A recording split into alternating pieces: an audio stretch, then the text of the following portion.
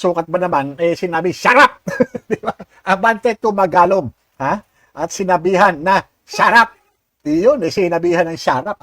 Pagka naman ginaganyan mo si General Magalong, nako, mahirap yan. Biro mo, kakasahan ka talaga yan. Ha? Kakasahan ka yan. Ha? Baka mamaya, kung ano mangyari, di ba? Akala nila, ginagawa nilang itik Ha? Ginagawa nilang kakaning itik itong si General Magalong. Ha? Hindi nila alam kung ano yung ano nito. Ha? Hindi nila alam kung ano yung kayang gawin nito. Talagang lumulusog nga yan sa laban. Di ba? Inabot ko yan para sa kaalaman, yung mga hindi pa. Inabot ko yan nung ako ay nag-recruit commander ng 2nd Battalion doon sa PNP Special Action Force. Yan si ano nooy Major Chief Inspector Benjamin Magalong. Yan. Inabot ko yan noon nung ako ay nagpulis noong 1993. Ang rango po niya noon Major, Battalion Commander po siya ng isa sa mga batalyon ng PNP Special Action Force. At doon sa PNP Special Action Force, nung araw, 4 na batalyon pa lang. 1st Battalion, 2nd Battalion, 3rd Battalion, at yung 4th Battalion. Yun po yun. At ayun, may GSB pa nga pala. Yun, yung General Services Battalion, yung mga nandun sa headquarters. So, yun. At magaganda yung mga unit na napuntahan nito. At ang sa pagkakaalam natin ay naging hepe ito ng Special Operations Battalion, yung SOB. Yung mga ano ito, lahat ng mga nandun na naka-assign, yung mga talagang mga cream of the crop, sabi niya. Elite na yung unit, elite pa yung unit na pinamumunuan niya. At ang isa doon sa naging involved doon sa Bikutan Siege, kung saan nandun sila Commander Robot, yung iba't ibang commander ng mga Abu Sayyaf, doon sila ng magtangkang tumakas yung prestang Abu Sayyaf doon sa loob ng jail sa Bikutan. Kaya yun, napasabak sila doon. At yun, nagkaroon ng putukan at marami rin ang mga pumanaw. Marami rin nasugatan, marami rin pumanaw. At siyempre, diyan natin kinakitaan ng giting din itong si General Benjamin Magalong na ngayon ay mayor ng Baguio City.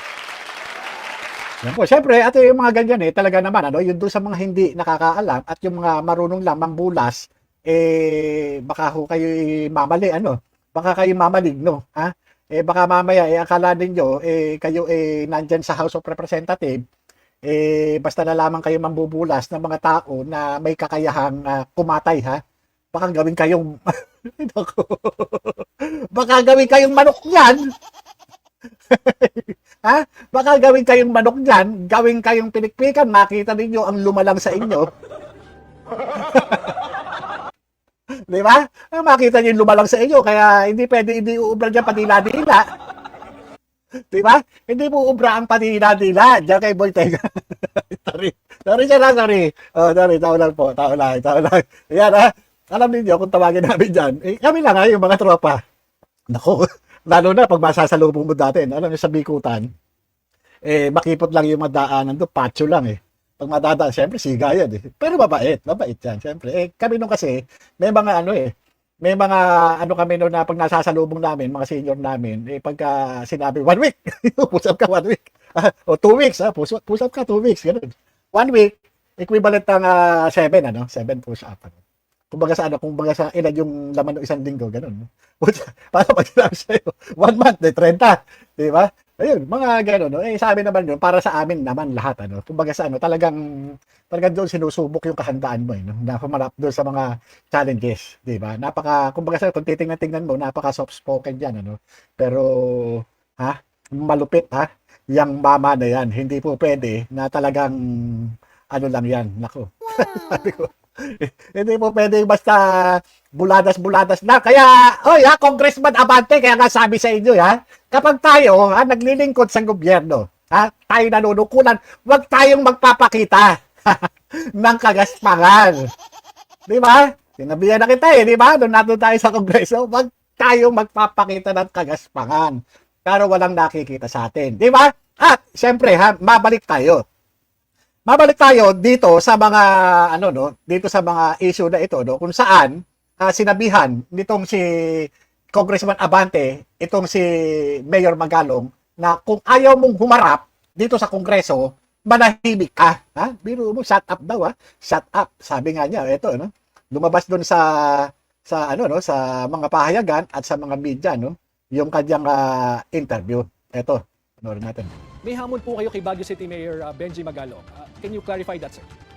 Yung alin po, Greg? Yung hamon po ninyo, Kong, kay Mayor Magalong. Unang-una, hinamon ko siya na halimbawa siguro, hindi naman siguro talagang serious ang kanyang sinasabi, pwede naman siya mag-apologize. Na sinabi niya na ayaw niya mag-apologize. So, ang pinakamagandang gawin niya, sinabi ko nga dito, the honorable thing na kinakailangan gawin niya, kung talagang meron siyang alam, sabihin niya na kung sino yung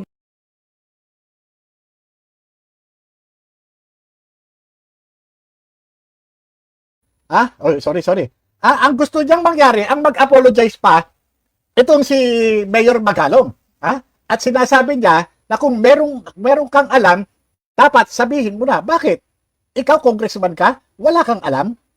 Wala kang alam dyan sa mga katarantaduhan dyan sa House of Representatives? Hindi kami naniniwala Di ba? Hindi kami naniniwala na wala kang alam dyan sa mga pinaggagawa ng mga miyembro ng House of Representatives kaugnay doon sa mga ginagawang paglustay ng pera ng taong bayan. Oo, pawat-wat ka pa. Biruin mo, hahabulin mo si General Magalong, si Mayor Magalong. Sasabihin mo pa mag-apologize na lang.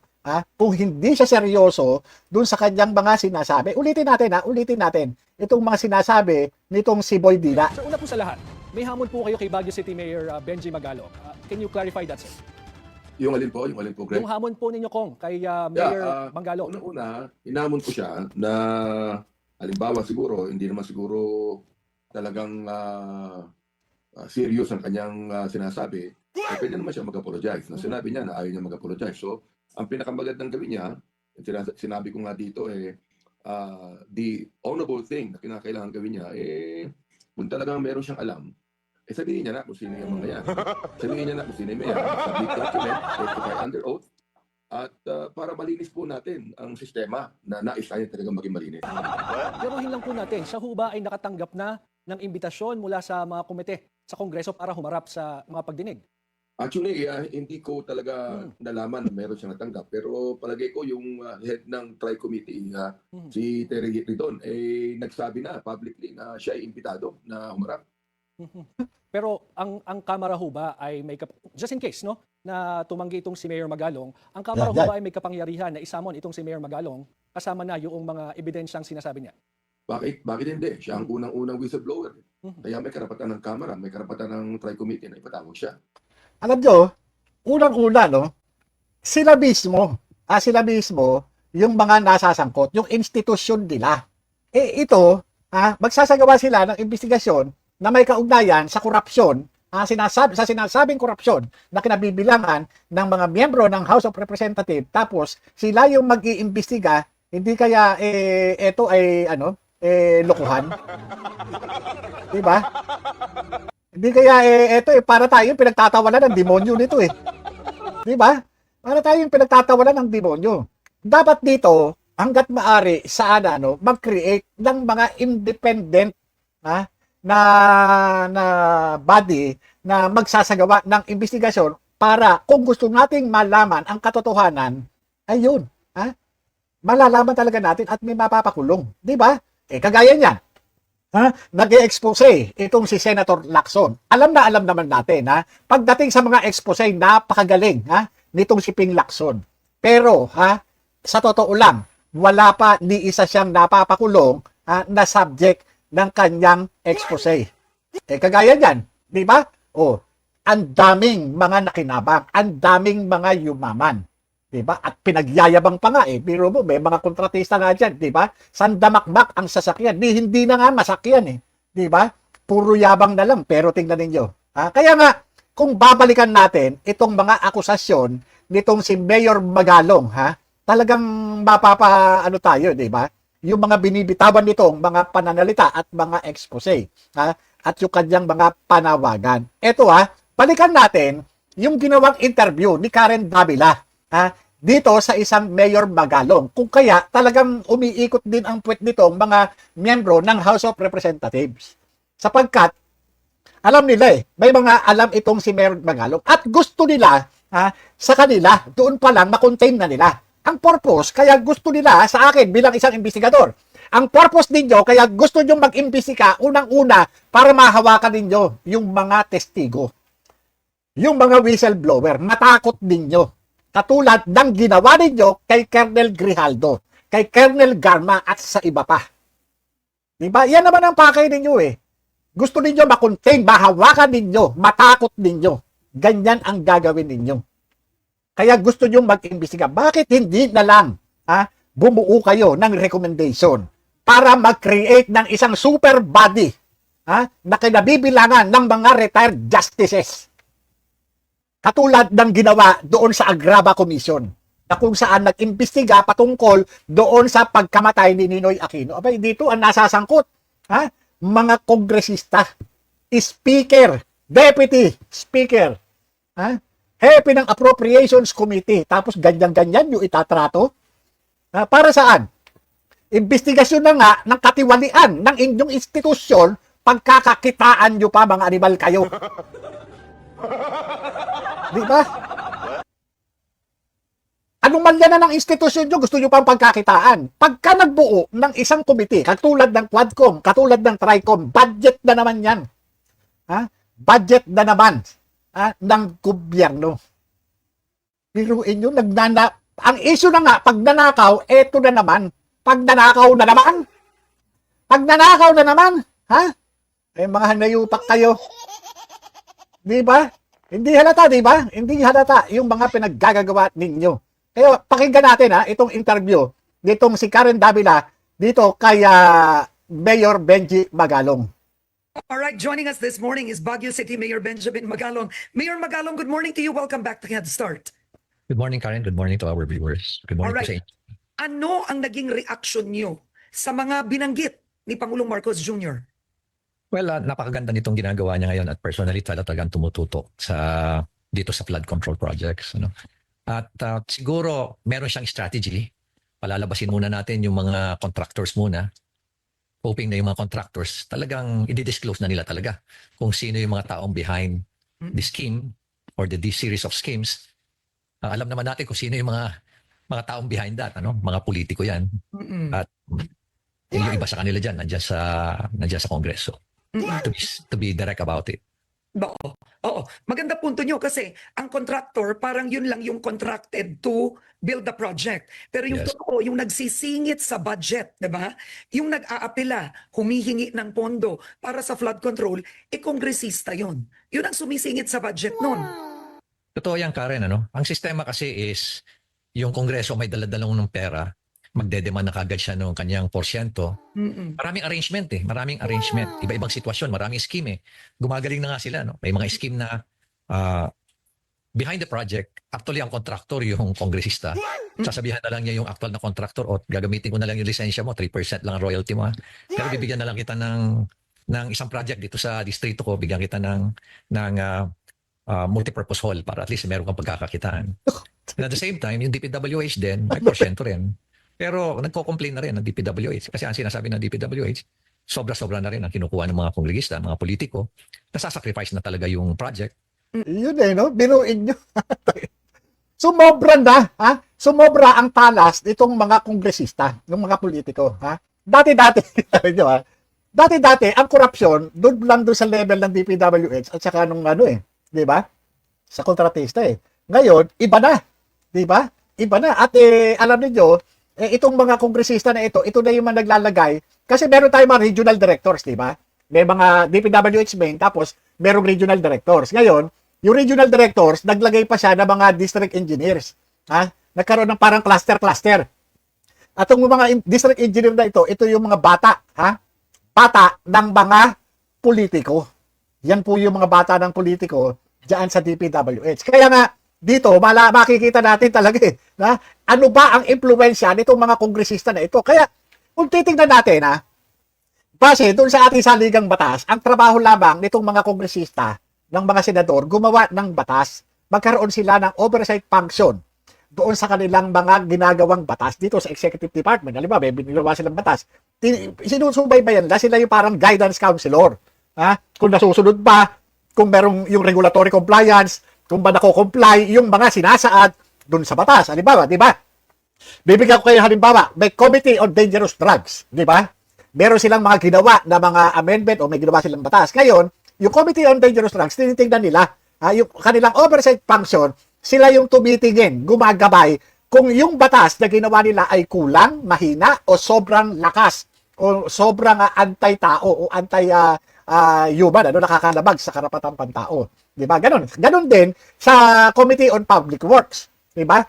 Sila yung mga tumitingin kung yung bang mga yung mga batas na patungkol diyan sa public works ay nasusunod. Pero sa ngayon, direkta na silang nakikialam.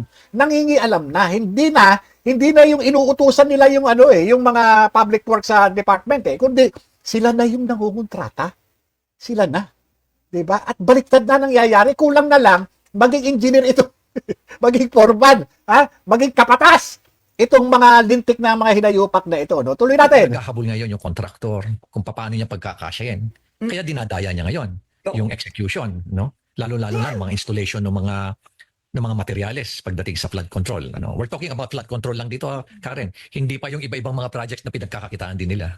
Oo. Okay. Now, you were actually the first to speak out, right? On the alleged corruption in terms of pagbibigay ng ayuda. We'll go there. Later on, we'll go there. Una ka sa nagsalita nun. I want to show you a graph. This was actually discovered by Navotas Representative Toby Tiangco.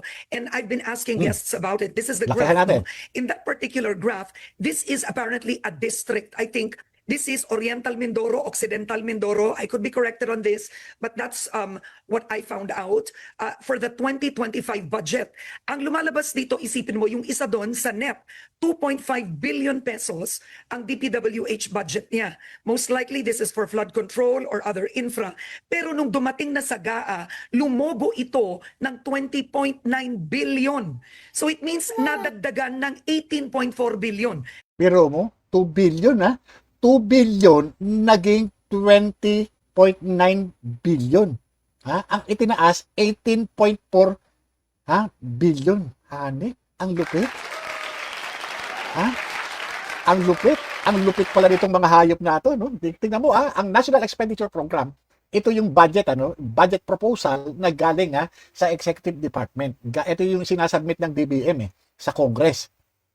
Lumalabas 2 billion, 2 mahigit na billion, biro mo, naging 20 billion.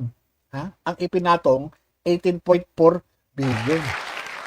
Hanip, ang lupit, ang lupit. Ang lupit-lupit. Tuloy natin. Yung distrito lang na yan. What is your take? Do you have an explanation? What are your thoughts? Alam mo kasi pagdating sa BICAM, konti na lang yung nag-uusap. Masama, okay pa yung BICAM kasi meron pa mga maaayos doon Ang pinakamahirap dito kung nagkaroon na nung small BICAM. Bali, tatlo na lang yung nag-uusap dyan.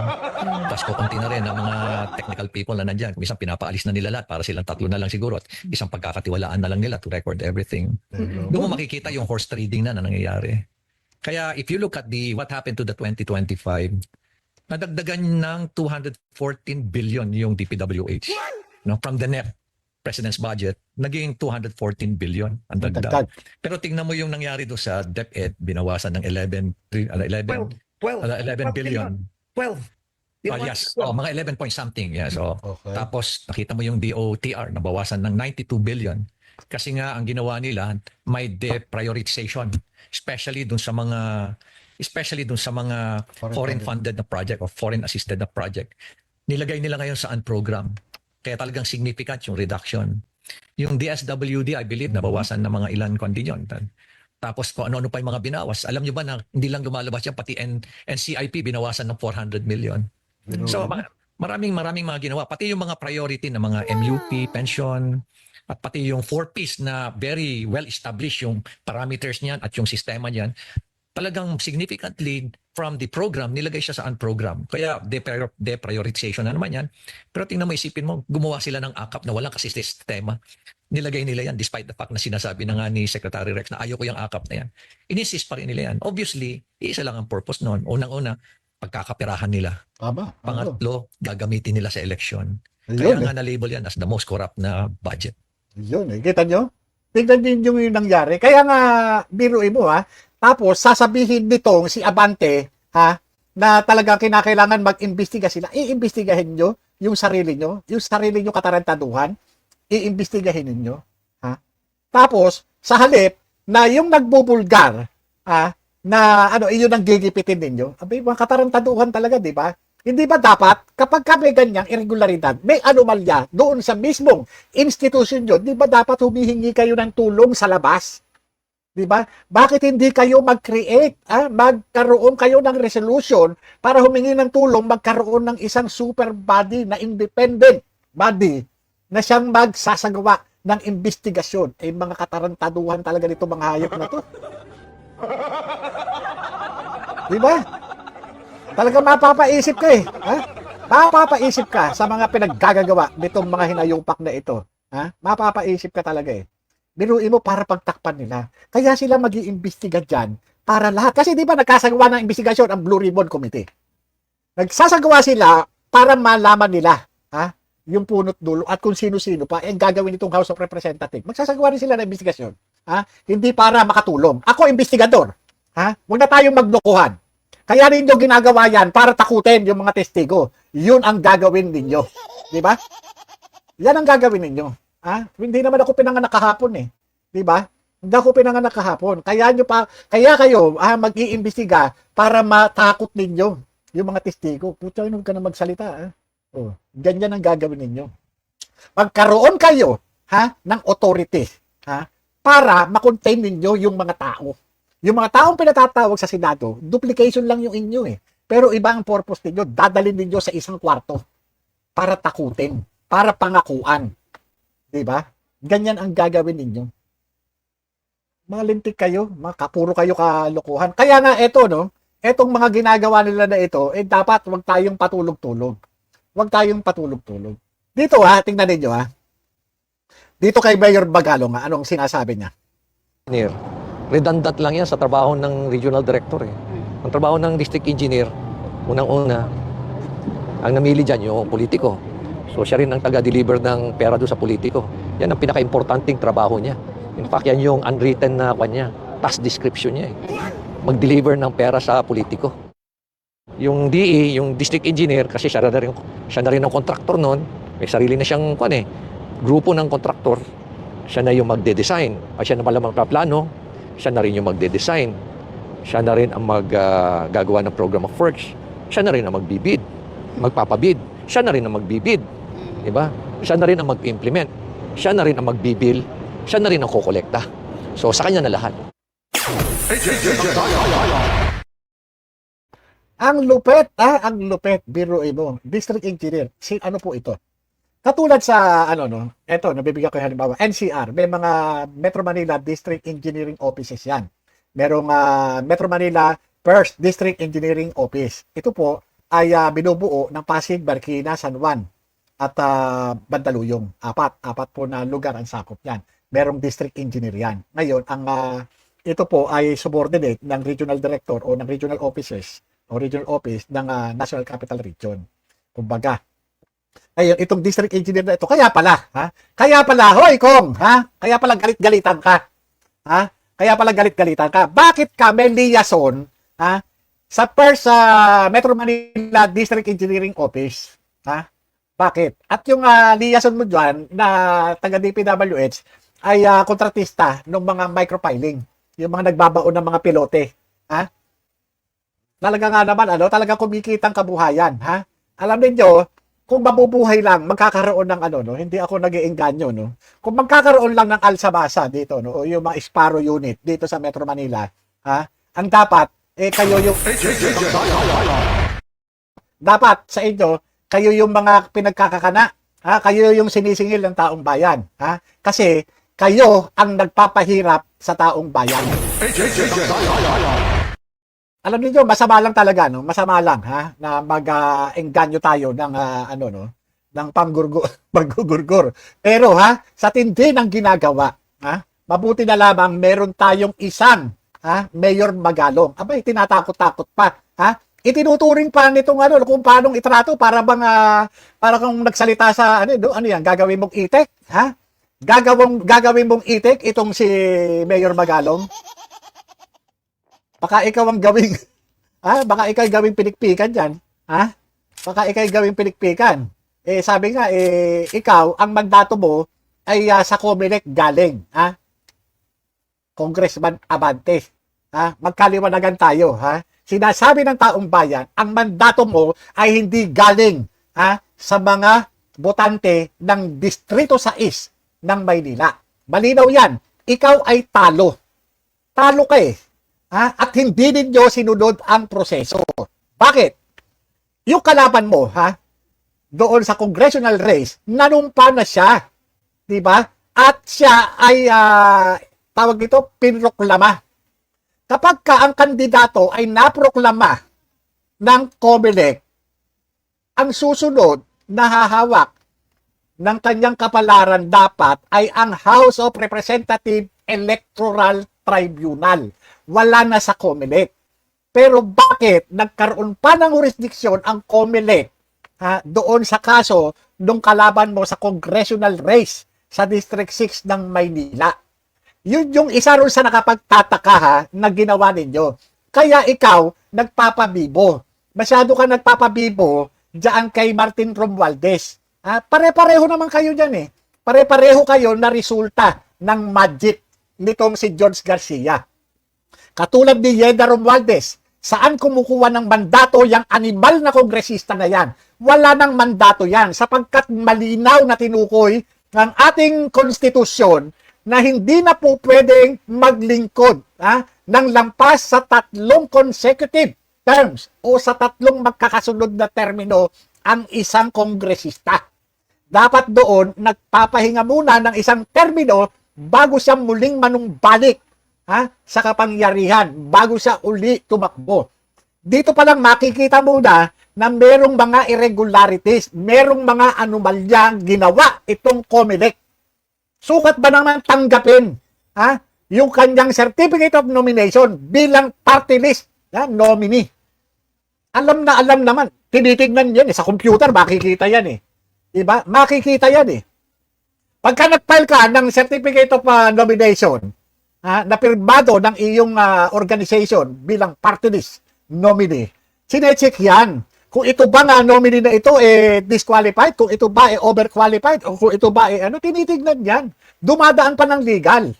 Di ba? Pero ano nangyari? Alam naman nila, biro mo.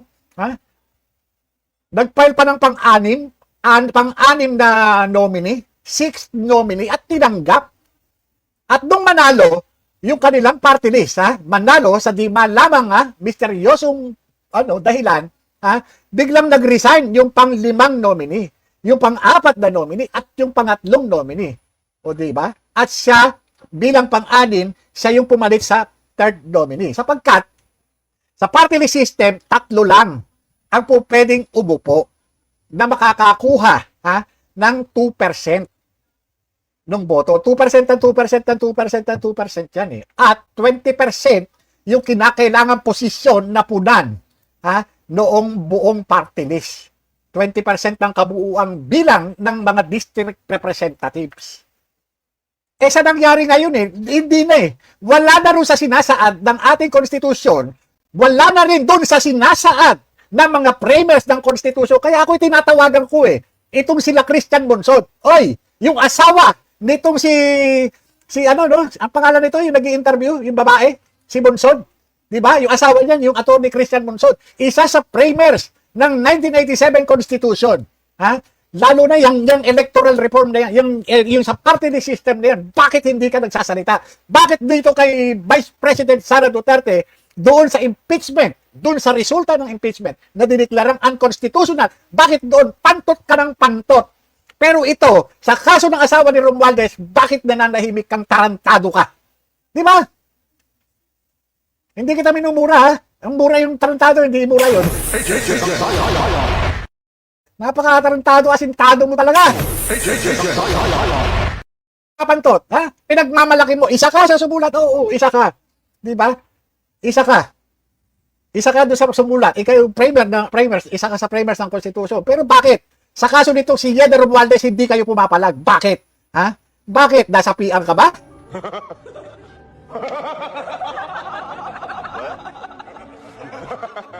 Nasapian ka ni Romualdez. Ha?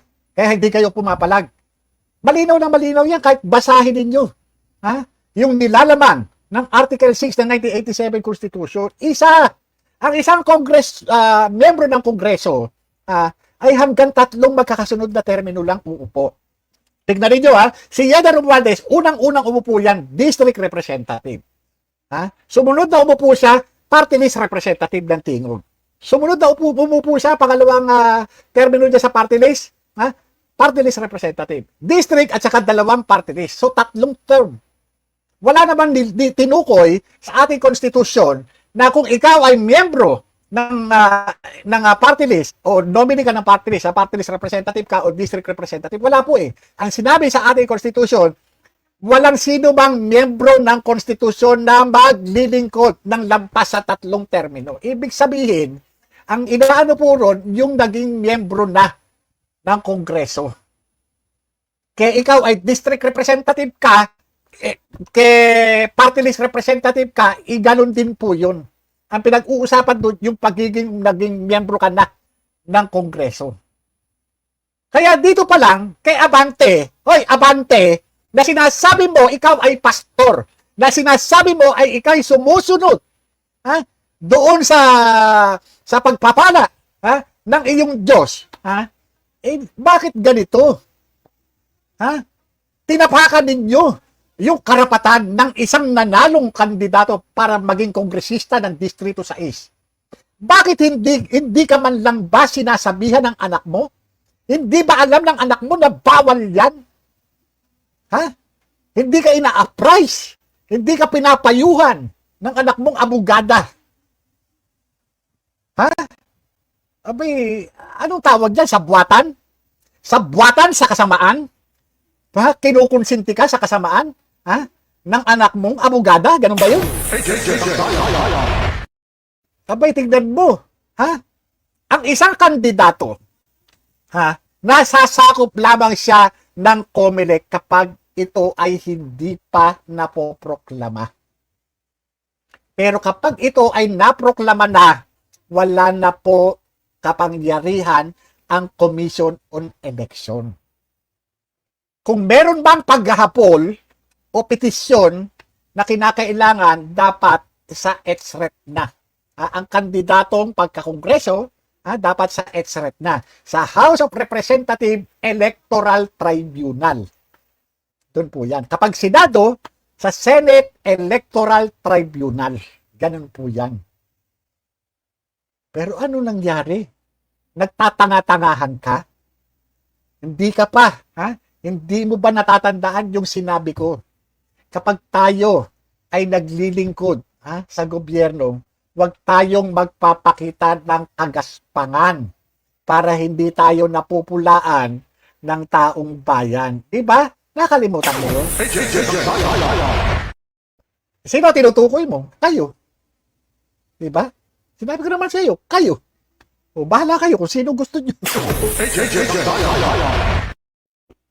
Kaya nga, ngayon, wala ka na nga mandato direkta sa taong bayan. Kasi hindi ikaw ang pinili eh.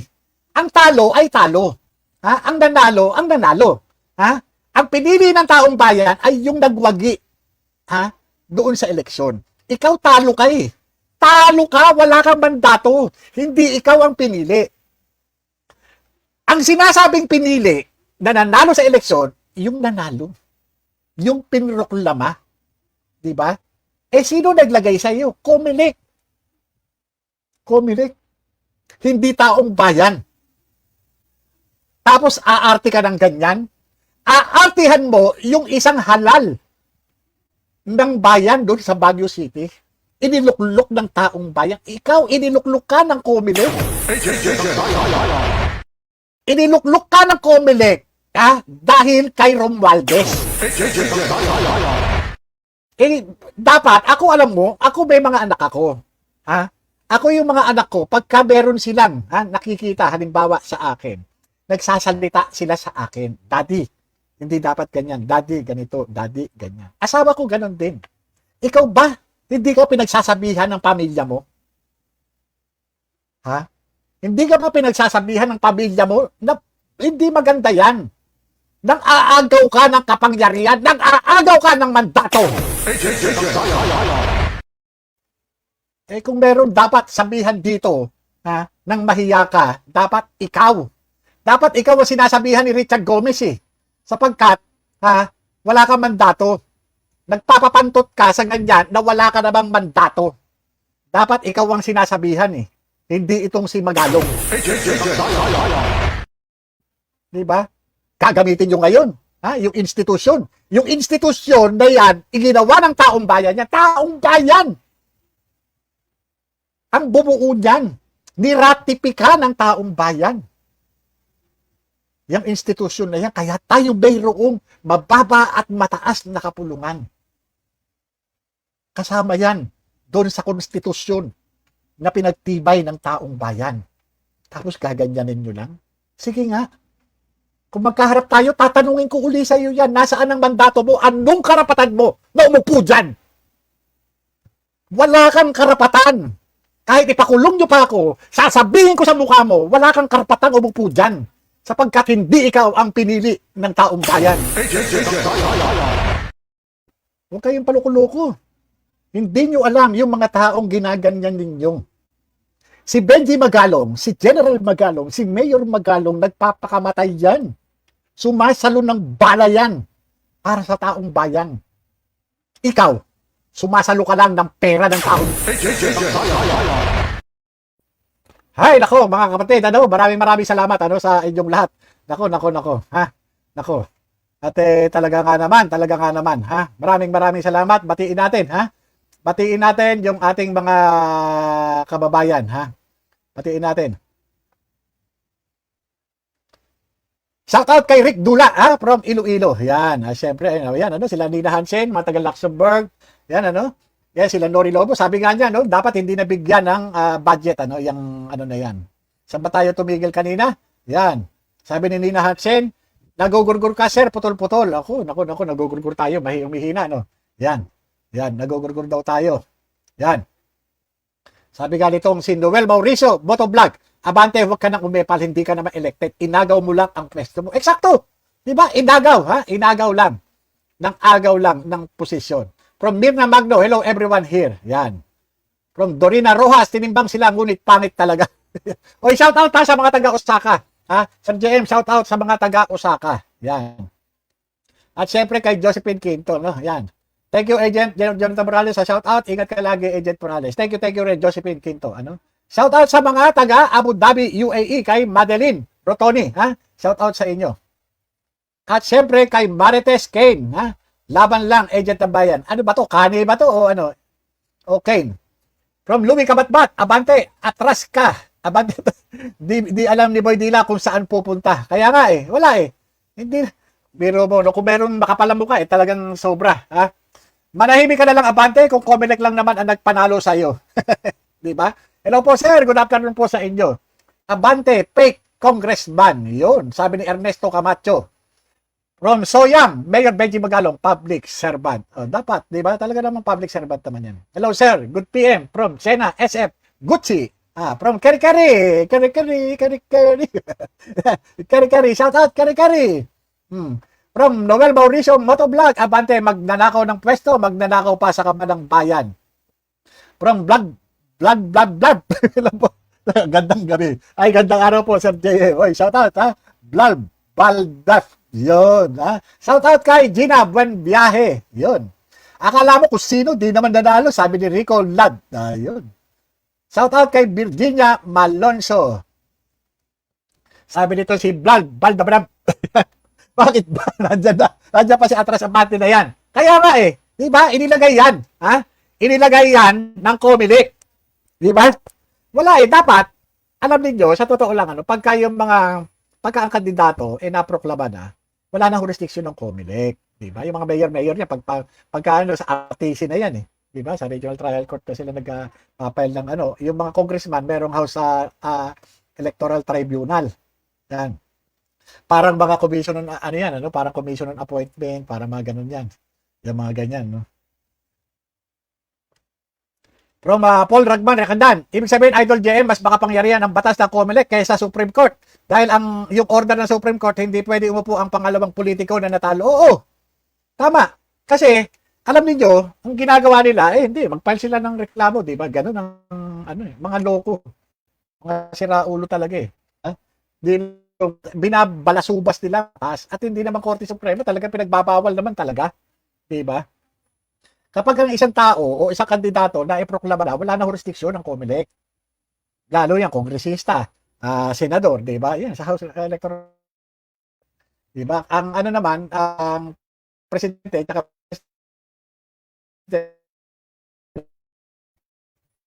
sabi nitong si, dito?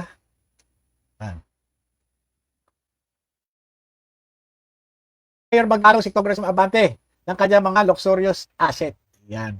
Pwede naman gawin yan, Kaya lang, syempre, discreet, confidential investigation. Pero wala kasing kapangyarihan yung tanggapan ni Mayor Magkalong kasi ang lang niya doon sa local government unit ng Baguio. Doon lang siya. Pero pwede niya i-request yan sa mga government agencies na nagsasagawa ng mga discreet investigation. Diba? Ng mga confidential investigation. Na pwede yan. No, kahit na tayo, pwede tayo Diba? Magsagawa ng mga sekretong investigasyon para at least pagka makabuo tayo ng mga data, makakuha tayo ng data, di i-collecta natin, ipasa natin, doon sa mga, doon sa mga authorized agency. Diba? Pwede naman tayo magsagawa niyan From Rico Blood, ang congressman ay dapat elected, hindi appointed. Tama, di ba? Yan appointed. Saan ka ba naman nakakita, talo, tapos ganyan pa, aarte-arte pa ng ganyan. Kalukuhan talaga, oo. Boy Dila, pastor, sabi ni opinion lang. Mula naman kay Virginia Malonzo, napakahambog. At na ito. Talo ka naman, dinaya nyo lang ni George Garcia, kaya ka nakaupo, di ba?